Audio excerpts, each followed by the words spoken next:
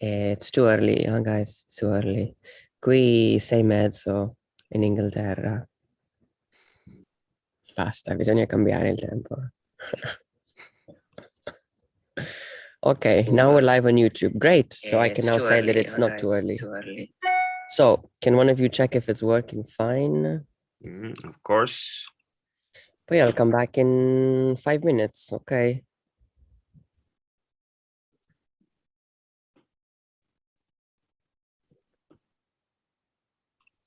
Let me check.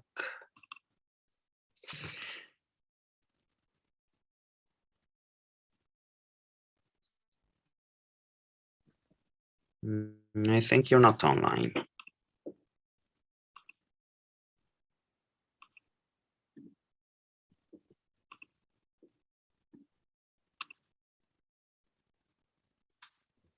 It says online, and then it automatically showed up on the YouTube.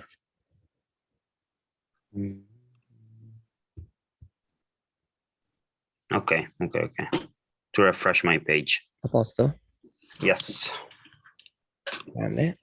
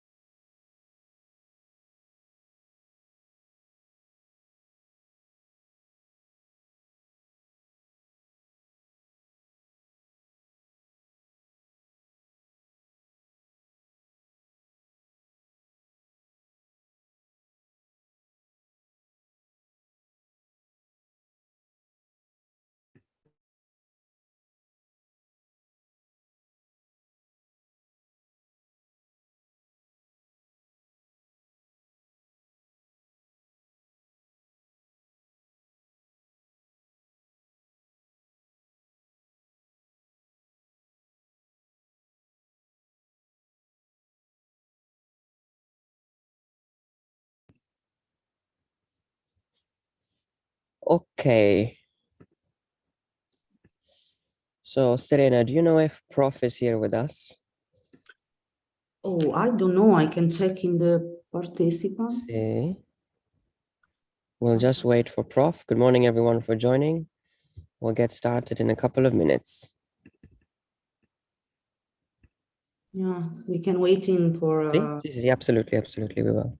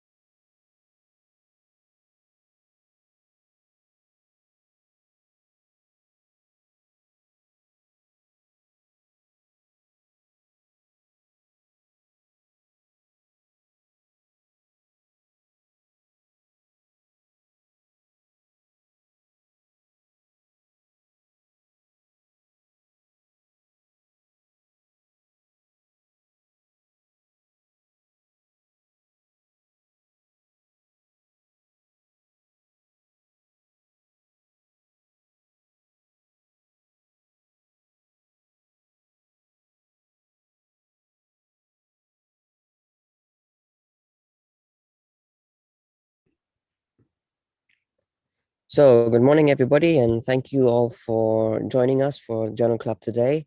We're just waiting a couple of more minutes for Professor Barbato to join us, and then we'll get started. So, just a couple more minutes, and then we will kick off.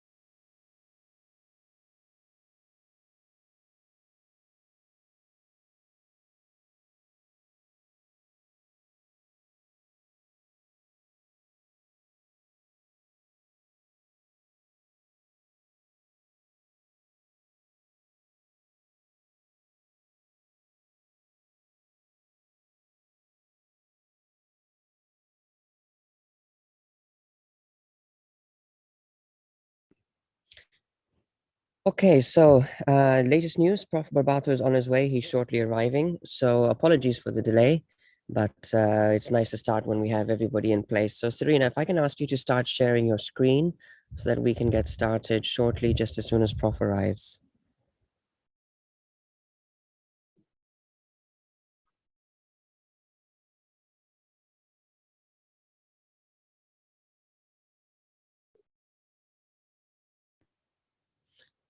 Serena, can you share your screen then, just so we can...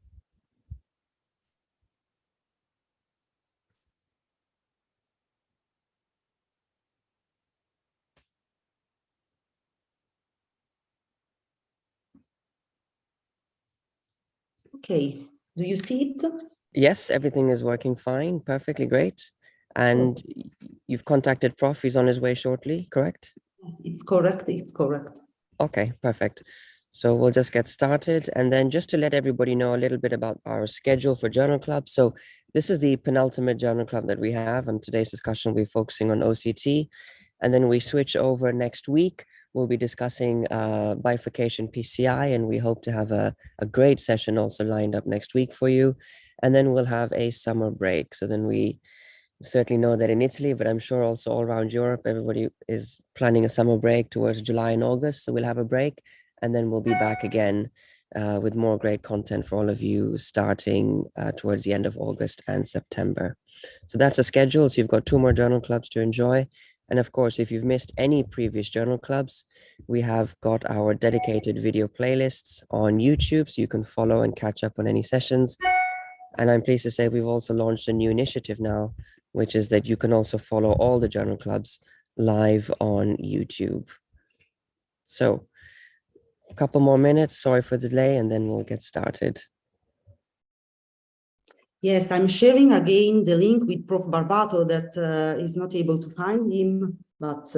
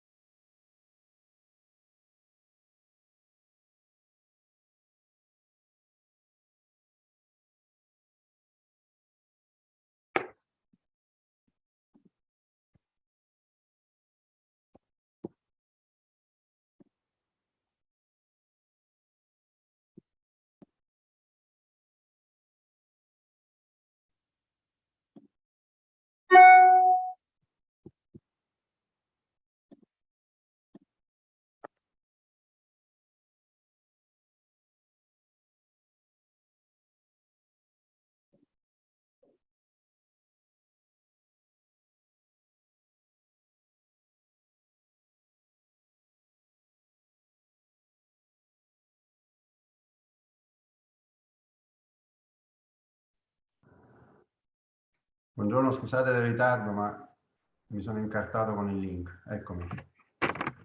Buongiorno, Prof. Thank you very much for joining us. Good to have you join us. So good morning, everybody.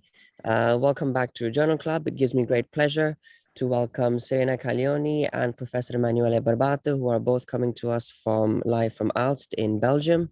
Today's topic of discussion is OCT, particularly in the context of STEMI, based on the Erosion 3 trial. So hopefully looking forward to a great discussion and many practical tips that we can all use in our cath labs. Please, this is an interactive journal club, so do feel free to either type your questions or even better, ask them live at the end. Serena, over to you. thank you, Arif, for your kind presentation. Good morning, everybody, and also a special thanks to Professor Barbato for being with us this morning and for sharing with us his experience in the field. Today, I'm going to talk about the Erosion 3 trial, that is a multi-center randomized control trial about OCT-guided reperfusion strategy in STEMI patients with early infarct artery patency. We all agree that angiography is the most used imaging tool to guide primary PCI, and according to current guidelines, stent implantation is recommended to treat culprit lesion in STEMI patients. But from recent data, this standardized approach is not probably the best choice in all cases, and I'm thinking about spontaneous coronary artery dissection or plaque erosions. In fact, we can have different underlying pathophysiological mechanisms in the culprit lesion, and angiography alone has a limited capacity of identifying specific mechanism, and angiography has also suboptimal capacity of evaluate post-stent reason. For example, stent malapposition, stent under expansion, and also dissection at the edge of the stent. One tool that can help in the assessment of different underlying mechanisms is intravascular optical coherence tomography, thanks to its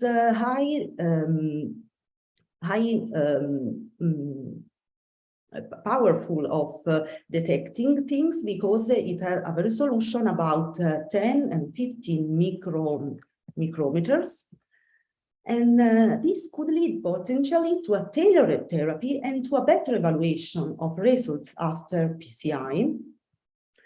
And regarding tailored therapy, we have the erosion trial, in which the adoption of medical therapy with DPT and lipid-lowering therapy might be a feasible option in STEMI patients with plaque erosion. And without stenting implantation, we can avoid late and very late stent-related complication.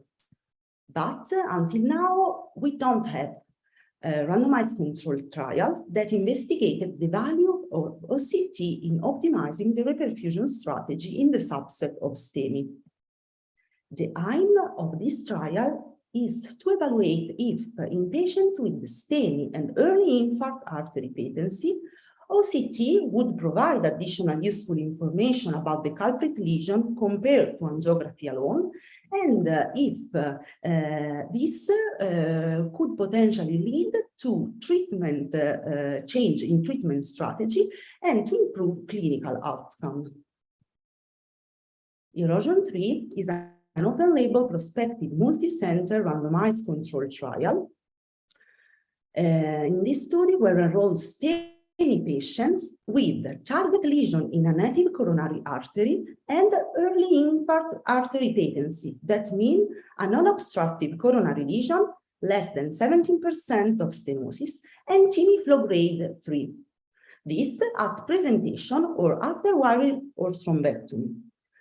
In this trial were allowed wiring and thrombectomy before randomization, but for obvious reason not balloon predilatation. Then the patients were randomized into group, the OCT guided group and angiography guided group.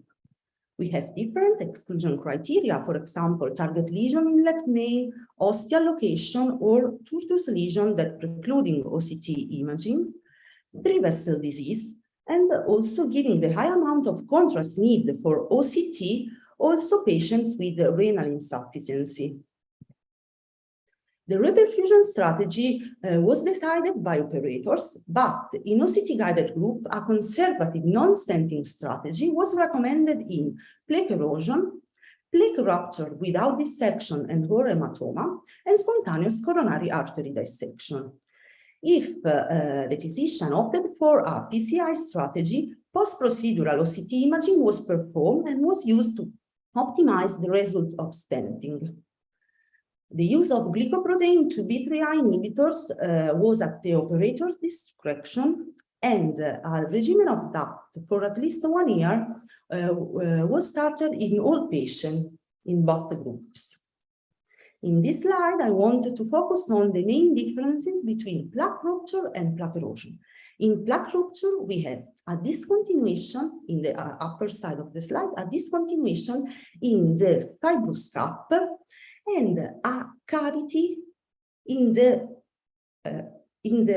above plaque. So, for example, the discontinuation of fibrous cup is between the red triangle, and we can see the cavitated plaque under this. In plaque erosion, there isn't fibrous cup discontinuation, but in definite plaque erosion, we have a thrombus underlying an intact and well-visible plaque.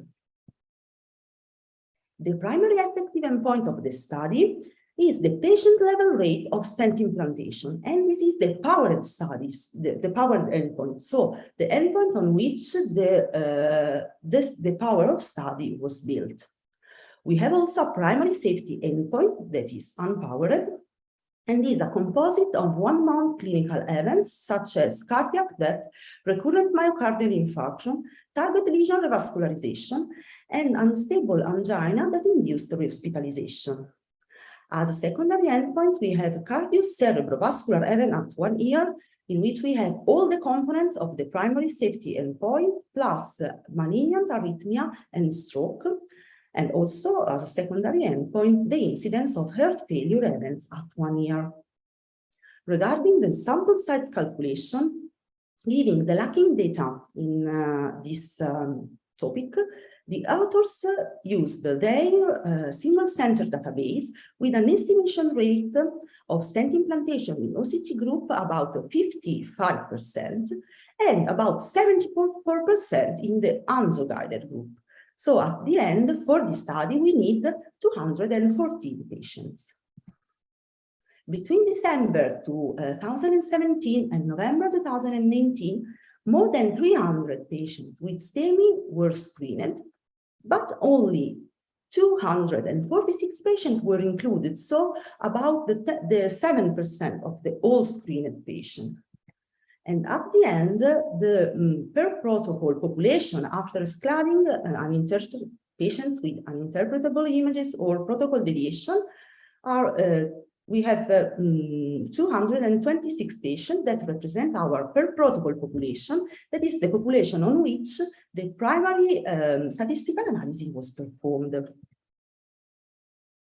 Here we can see the baseline characteristics. We have young patients, 55-year-old, in the majority male, with classical cardiovascular risk factors.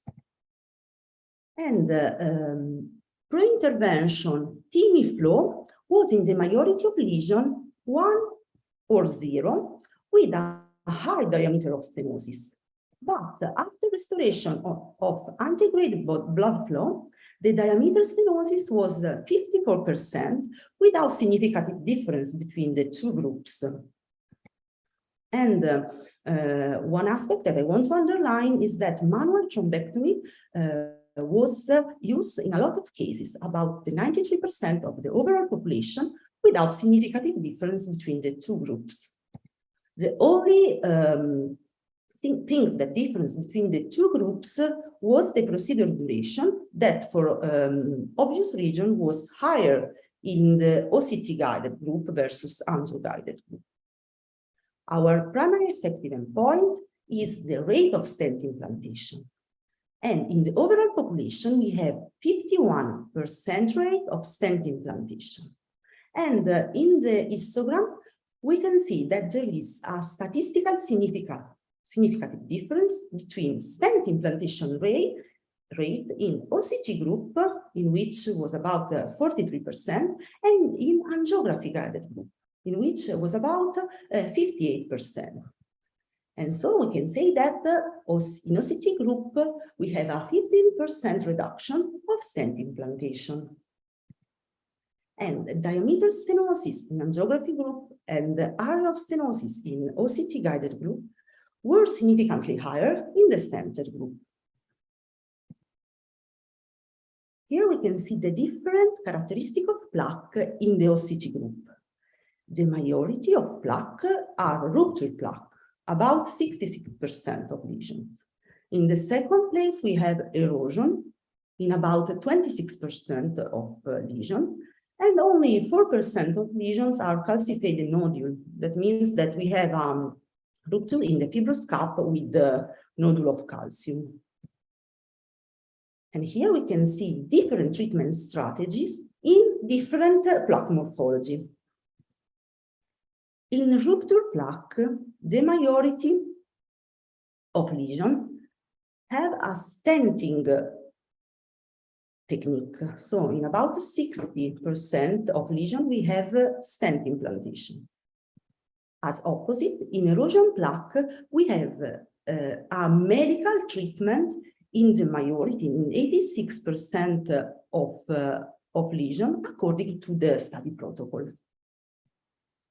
And in this other graph, we can see that the characteristics of plaque are different in stented and non-stented patients, because in stented patients in blue, we have a higher percentage of lipid-rich plaque, thin cap fibroateroma, and macrophages.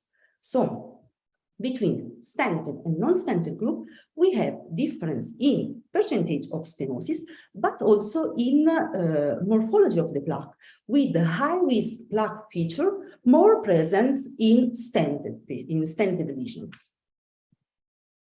And here I want to highlight only two aspects in the stented subgroup. We have a higher rate of post-dilatation in the OCT-guided group vs the angiographic-guided group.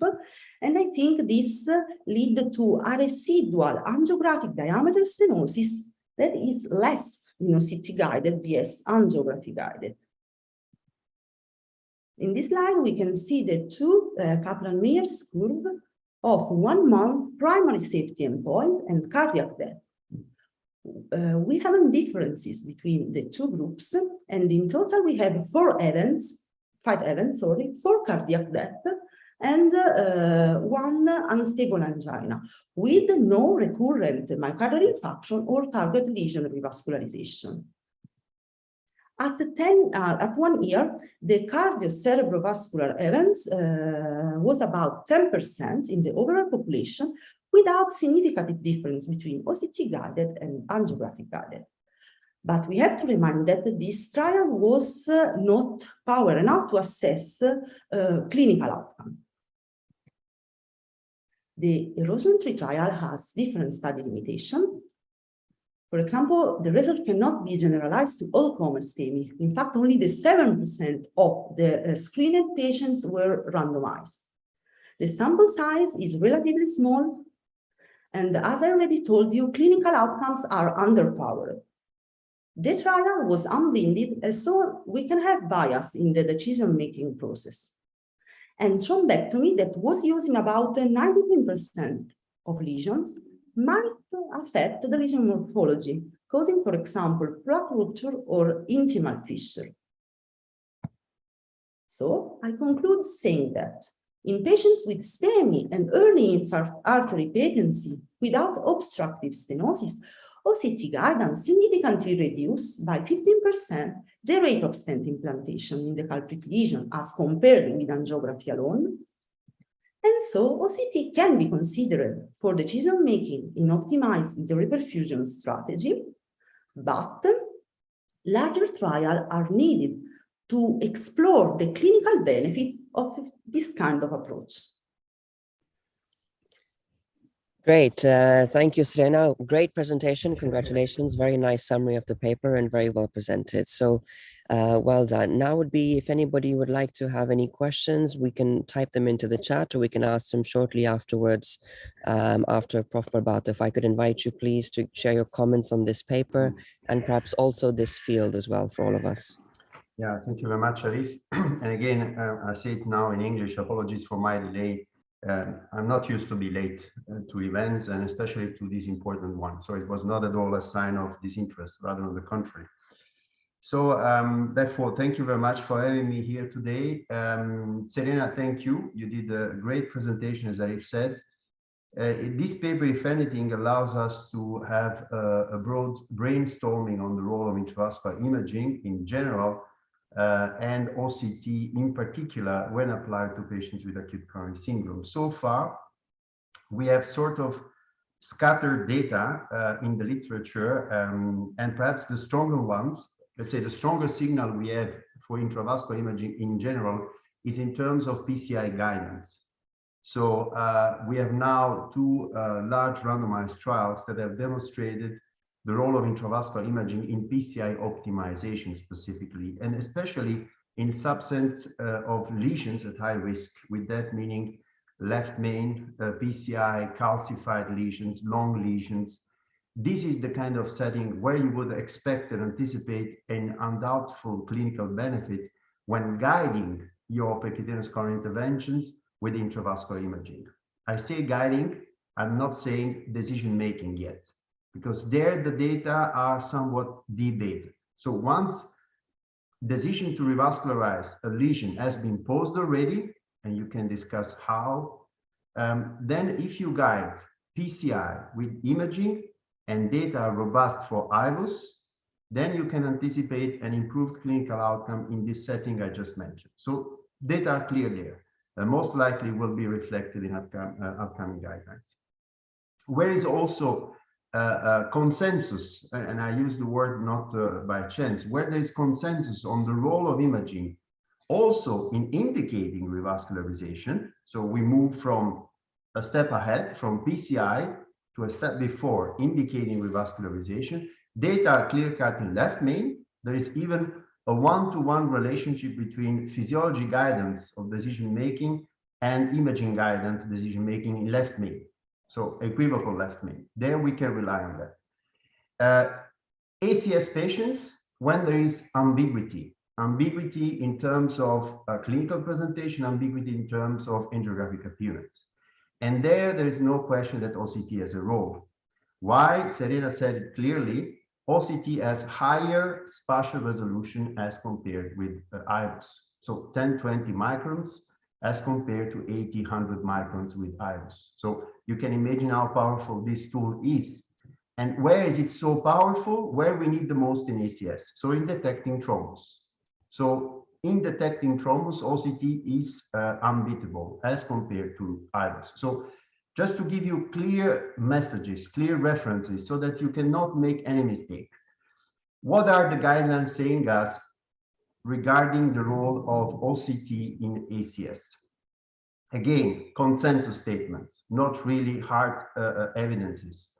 And it's important for you to know this, because when you read these papers, then you need to have a clear idea of what's the status of the situation. And then you are ready to weight the solidity of these evidences. So what the consensus documents say, and I refer to the EAPCI consensus document in this specific regard, is that you should use OCT each time you have regional wall motion abnormality in a patient with acute coronary syndromes and no coronary lesions. So ask yourself, how does it come that you have hypokinesia or akinesia in any side of the left ventricle and you do not find an angiographic lesion? That is the moment where you should use your OCT and have a look within the coronary artery. That's number one. Number two, when you have lesions, when you have obstructive disease, in the context of multivessel disease, okay? And this is often the case in patients with non-ST elevation acute coronary syndrome. That is another clear-cut indication for you to use OCT. Now, that's a general recap. And now let's deep dive into this specific paper. Arif, allow me to go on or just interrupt me if you think it is the moment to interrupt me. Otherwise, I will dissect this paper as you wish. Carry on, please, Prof. Okay, so discussing specifically of these erosion series of study. Erosion 3 comes after erosion 1, erosion 2. These are two, let's say, these are a series of studies coming from more or less the same group. 1 and 2 are observational studies, let's say single arm. We have OCT in both studies. And now we have erosion 3, where we have angio versus OCT. Here we have also the control arm. So the first question we should ask ourselves, is there anything we can learn from this trial at our latitude, in our regions? Of course, this trial makes a lot of sense in China, in Japan, where perhaps they have 100% reimbursement for intravascular imaging. Now we are here in Europe, but the same holds true for US. Are we in the same situation to replicate these findings? Well, no. The answer is simply no. We have to really keep an eye on our budget and make most of the OCT catheters we have on our shelves, because we don't have unlimited resources. So if we put ourselves in this context, then you can understand that we cannot do much with this data. In which sense? Well, let's look at the main results. 15% reduction in stenting when we do OCT guidance versus angio guidance. Is this of meaning for us? Well, not from a cost effectiveness point of view. because this means that we need to use, out of 10 patients, we need to use 10 OCT catheters to spare 1.5 stent. So this is what we are talking about. So I don't know what is the cost of the OCT catheter in your country, but here in Belgium, and I suspect the same is in Italy, I forgot the prices, I'm between Italy and Belgium, but I think an OCT catheter costs about 700 euro, 800 euros, and stent costs about 400 or 500 euros or even less. So you can imagine more or less the magnitude of the cost effectiveness here. That's number one. What could be another good reason to prevent stenting in culprit lesion? Yeah, because we are doing this exercise for this very moment to spare stents in the culprit lesion. Another good exercise could be that we might prevent potential stent-related thrombotic complications. We've been discussing a lot about the microvascular obstruction issue, right? And how much ballooning and stenting a culprit lesion might even increase the risk of microvascular obstruction. Well, you know very well that we have got a couple of studies there. The smallest one, the earliest one, showing reduced no reflow, reduced intraprocedural thrombotic events when stenting was deferred. Yeah, so we speak about culprit lesions where the antegrade flow has been restored, but stenting has been deferred after a couple of days. Yeah, in the belief that this would reduce the risk of microvascular obstruction. Well, these initial findings were not replicated in the dynamic 3 deferred trial. Yeah. So where this kind of systematic strategy has been applied. So even if we believe that this 15% sparing of the stent would be of any help for the microvascular obstruction, we know from the dynamic 3 deferred trial that that's not going to be the case. In addition, you expose the patient to an increased risk of recurrence. We know from early data that stents in culprit vessel do not really improve mortality, right? What improves mortality is restoring flow. What the stent does well here is to prevent reocclusion of the reperfused artery. That is what the stent does. We'll learn this from early thrombolysis studies. Yeah. Why primary PCI has been very effective versus thrombolysis?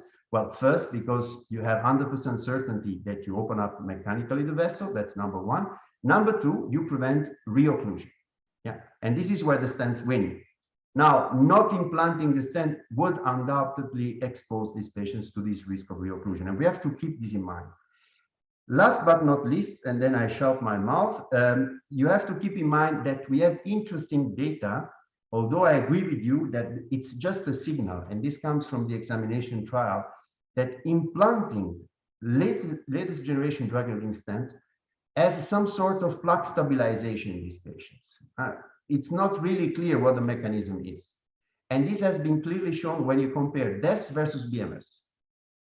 So in a way, by not implanting a stent here, we would also deny this sort of belief in a clinical benefit that might derive by stent implantation. Now, I hope I did not demolish completely this study, but I tried to put this study in the right perspective. And there's a very last point I want to touch, which is another additional benefit of OCT within culprit lesions of ACS patients. And then we can discuss afterward about the risks of using OCT in these vessels. And the other risk is that we tend to systematically undersize our stent implantation in culprit lesions. Do not forget that ACS patients are very frequently presenting with vasoconstriction, not just in the culprit vessel, but also in the non-culprit vessel. And these, most of the time, if you're not experienced, if you do not take good care to give nitroglycerin, sometimes adenosine, after opening up the vessel, will lead you to stent undersizing. What you tend to do, and I'm sure, knowing you all young, what you tend to do is to abuse of direct stenting in culprit vessel. This is the worst enemy for stent undersizing, and you will pay the price down the road. If you take this patient back 1 month after ACS, you will see that 9 times out of 10, these vessels are huger than what they were at the culprit thing, at the primary PCI. That's perhaps one of the biggest advantage of liberal use of OCT or imaging in general in the culprit vessel. Then you prevent this risk of stent undersizing, but also this can be overcome, like anything, with some experience. So you know this up front, and you you try to give vasodilators after opening up the vessel and to slightly oversize your stents. And then also in that case, you do not need systematic OCT. Arif, I spoke a lot, but I hope I didn't forget anything. No, perfect, Prof. Thank you all. Thank you very much for that analysis and also these practical tips. Perhaps now is a good time to take questions. So I see there's a first question from Daniel, who's asking about the advantages of selecting the right vessel to be treated in a STEMI context. Particularly with stent implantation reduction we saw in this trial. What do you mean, Daniel? Your question is not really clear. Daniel, if you're on, you can ask live, not to... or knock on my door and come in. Daniel's just working upstairs. Okay. So perhaps there we go. Sorry, I'm actually biking to the hospital right now. But I wanted to, I think you already covered it, Prof.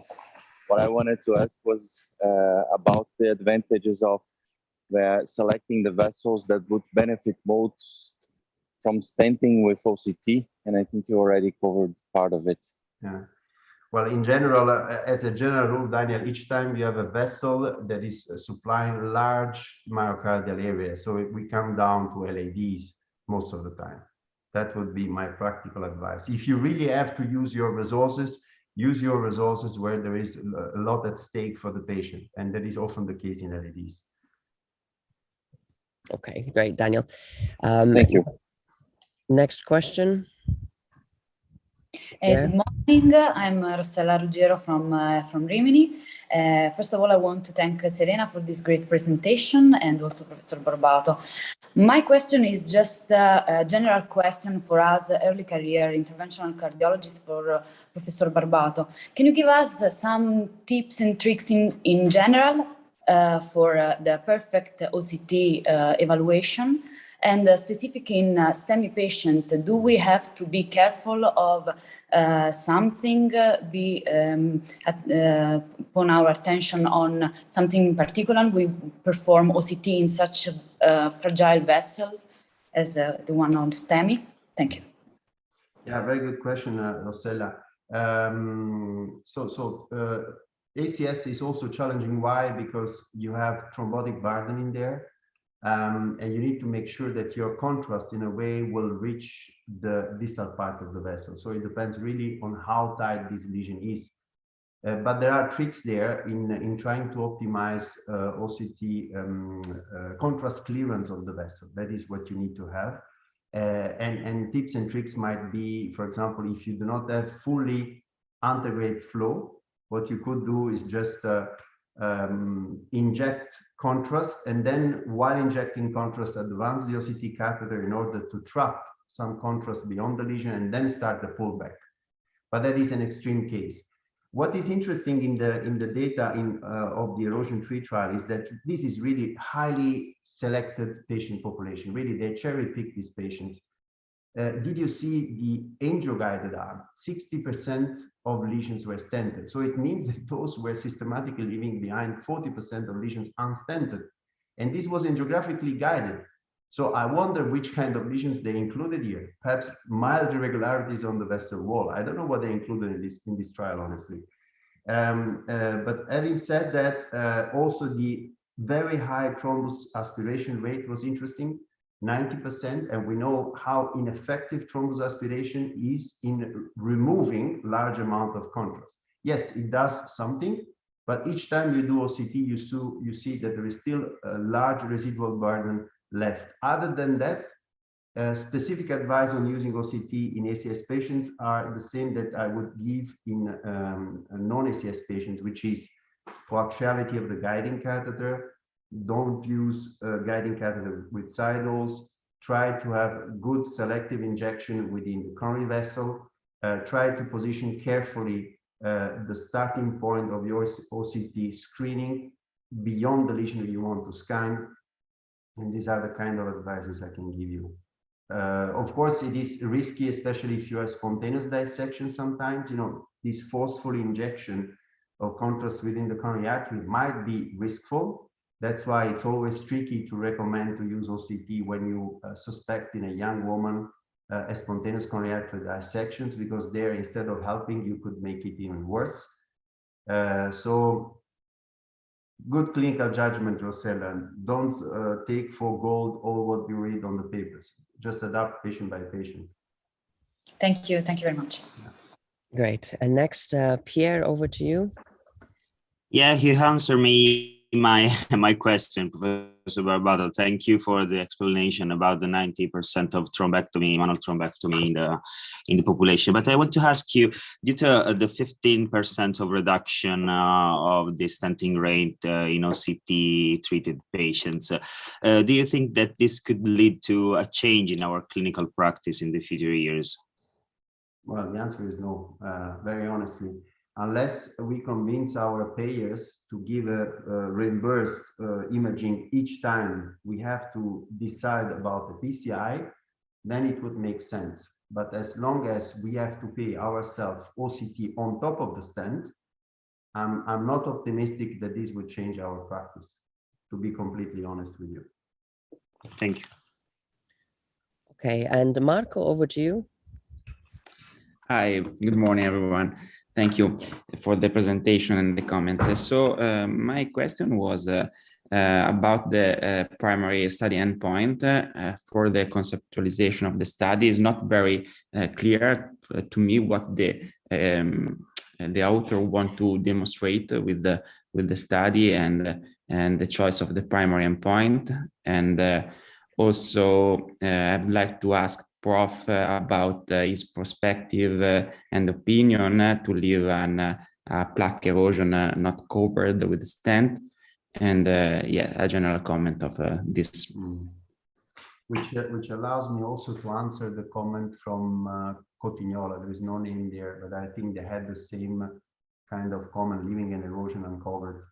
Well, that's yeah, what it was me. It was you. Okay. That was what they did, what they did also in erosion 1 and erosion 2. So, and then they're doing it also in erosion 3. It seems okay. It seems okay to leave an erosion unstented, because after all, as long as this is not associated to dissection, hematoma, and all these kind of things, you could do it. You could intensify interplatelet therapy. You treat them properly. They showed in the first erosion trial that if you give proper antithrombotic therapy, you also reduce thrombus burden that is on top of these lesions, and those lesions are perfectly doing well. They stabilize afterward, they become stable lesions, and those patients are doing fine afterward. But what is the price to pay to achieve this? That's the question we have to ask ourselves, and we come back again to the question of the other colleagues.